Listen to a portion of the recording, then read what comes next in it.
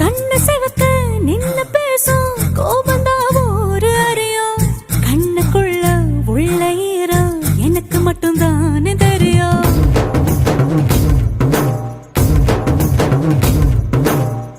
மீச முறுக்கோ ரோசக்கார வீரனா ஒரு அறியும் மீசையடியில் ஆசை சிரிப்பு எனக்கு மட்டும்தானே தெரியும். காட்டுல புலியா தட தட தட தட துரத்துற குணதா ஒரு அறியும் தழ தழ குரலில் தலை வச்ச மடியில் உறகுற குணம் இந்த ஸ்ரீமல்லிக்கே தெரியும். சூடான தீக்கங்கு மாதிரி இருப்பானே சாமி